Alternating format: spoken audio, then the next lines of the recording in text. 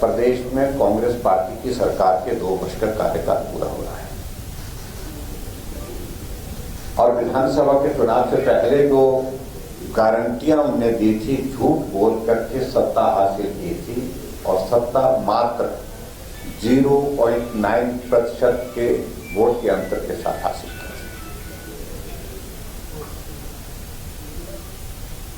और 2 वर्षों के इस कार्यकाल में जो हिमाचल प्रदेश में जो हालात बने हैं, जो परिस्थितियां बनी हैं,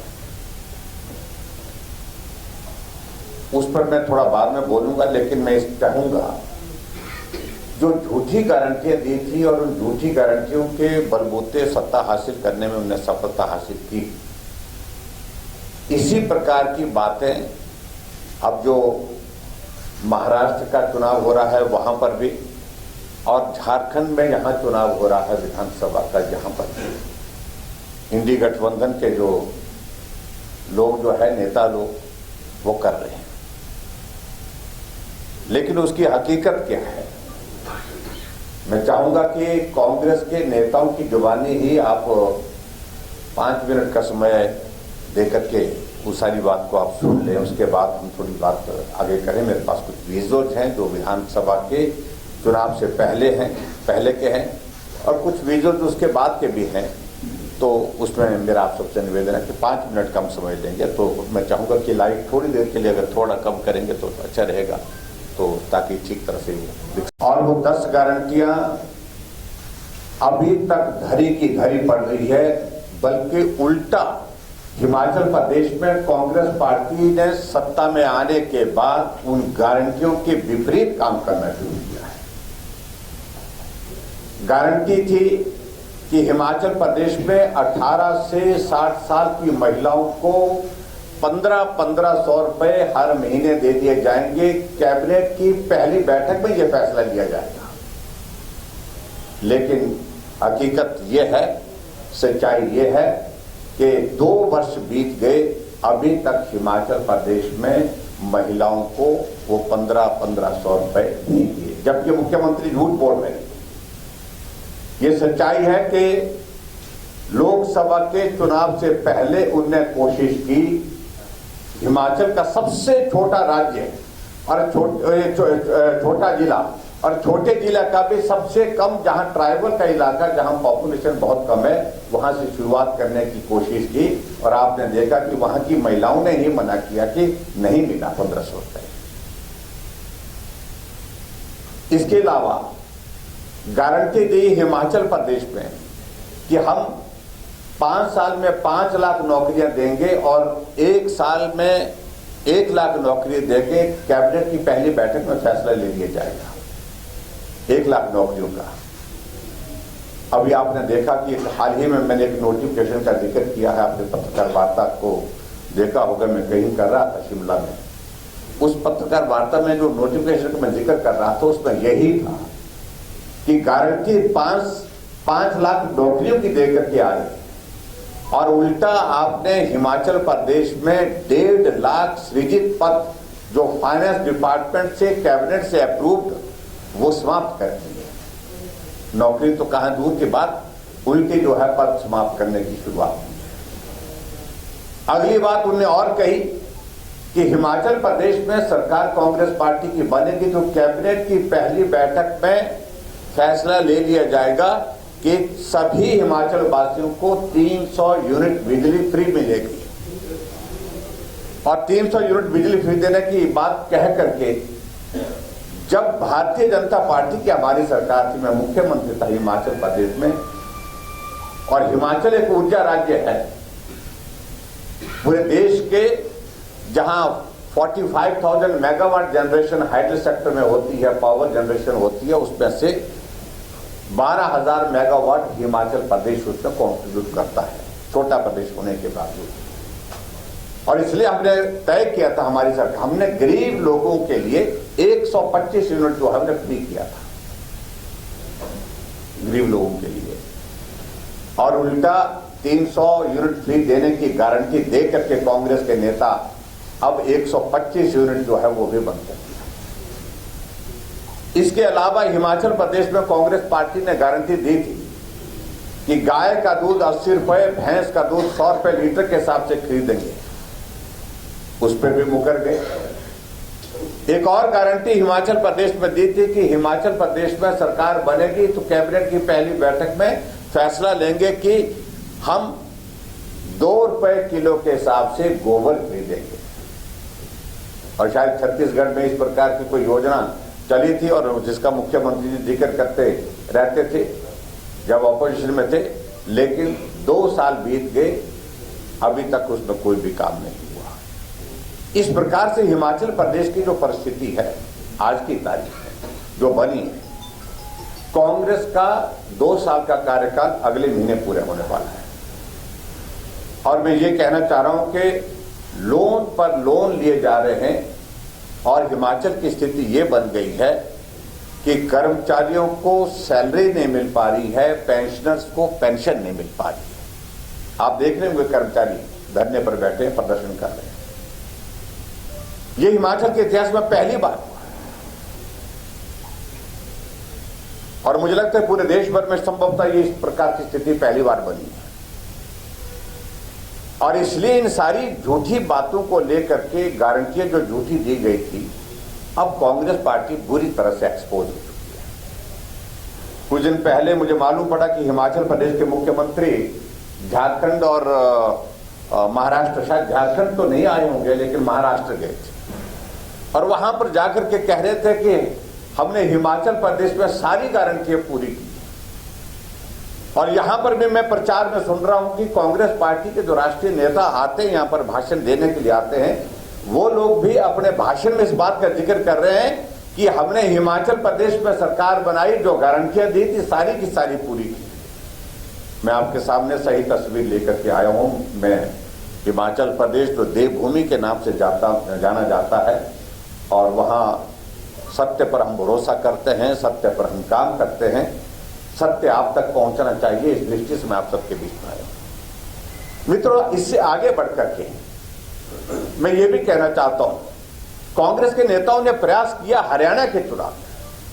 कि वहां पर भी हम झूठ बोल करके, गारंटियां दे करके लोगों को गुमराह करने में सफल हो जाए, ऐसा प्रयत्न करने की कोशिश की। लेकिन हरियाणा की जनता को मैं साधुवाद देता हूं। उन्होंने कहा हिमाचल हमारे पड़ोस में है और हम सारी चीजों से अच्छी तरह से वाकिफ है, वहां पर हम अच्छी तरह से जानते हैं। जो गारंटियां आपने दी थी उनमें से एक भी गारंटी पूरी नहीं हुई और इस कारण से हरियाणा में ये स्थिति बन गई कि कांग्रेस पूरी तैयारी के साथ सत्ता में आने की कर रही थी, पूरी तैयारियां हो चुकी थी, लेकिन उसके बावजूद जो परिणाम निकला तो भारतीय जनता पार्टी की सरकार लगातार तीसरी बार वहां पर सत्ता में आई। आज हम झारखंड में आप सबके बीच में आए हैं मित्रों। में हिमाचल छोटे से प्रदेश, उस देवभूमि की ओर से आप सबके बीच में आपके माध्यम से, मीडिया जगत के माध्यम से यहां की जनता से निवेदन करने के लिए, आग्रह करने के लिए यहां पर हूं। जो हालात हिमाचल प्रदेश के कांग्रेस की सरकार ने 2 साल के कार्यकाल में कर दिए, मेहरबानी करके उस तरह के हालात कम से कम झारखंड में मत होने दीजिए। सारे विकास के कार्य रुके पड़े हैं और इसलिए मैं यहां सिर्फ इतना ही कहना चाह रहा हूं कि जिस प्रकार से यहां सरकार, जो गठबंधन की कांग्रेस की सरकार के साथ जो है मिलकर के जो है ये हेमंत सोरेन की जो सरकार यहां पर काम कर रही है, 5 वर्ष का कार्यकाल आपने देखा होगा। पूरे देश भर में ही नहीं, पूरी दुनिया में अगर उदाहरण भ्रष्टाचार के अगर देते हैं तो झारखंड का जिक्र होता है। सचमुच में ये बहुत पीड़ा का विषय आप लोगों के लिए भी होगा, यहाँ के लोगों के लिए भी होगा। 350 करोड़ रुपए एक सांसद के घर से निकला, अधिकारियों के घरों से भी करोड़ों रुपए प्राप्त होते हैं। मुख्यमंत्री सत्ता में रहते हुए जेल की सलाखों के पीछे चले जाते हैं।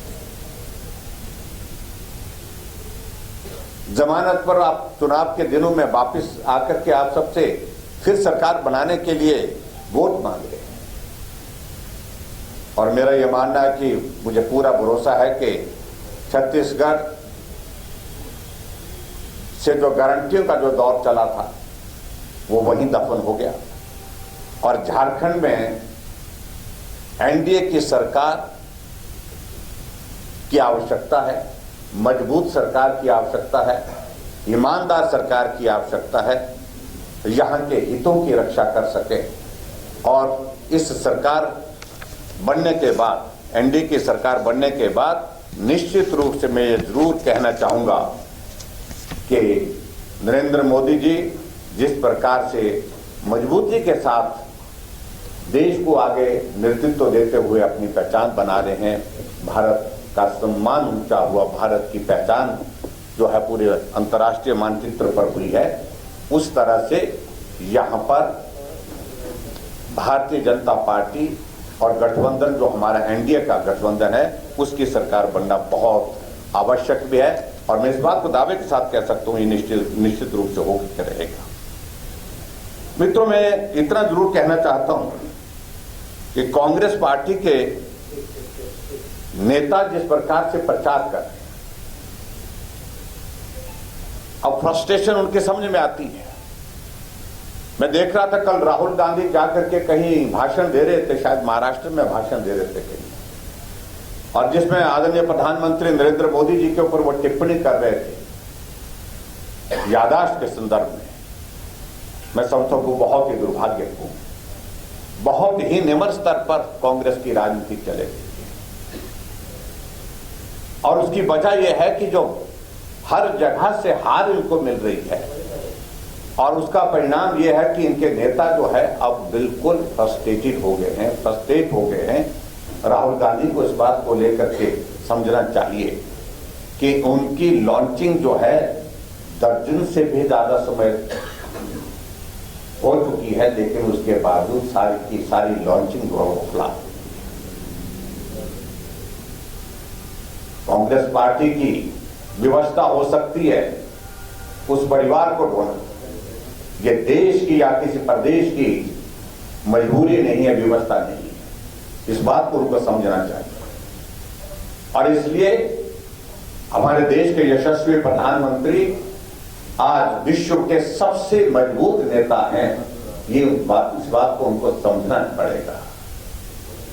दुनिया के सबसे लोकप्रिय नेता हैं तो नरेंद्र मोदी जी हैं, इस बात को भी उनको समझना पड़ेगा। और भारतीय जनता पार्टी ने यहां झारखंड से संबंधित जो अपने डॉक्यूमेंट, विजन डॉक्यूमेंट जो आने वाले समय में सरकार बनने के बाद जिस पर काम करेंगे, उसमें प्रमुख रूप से जो है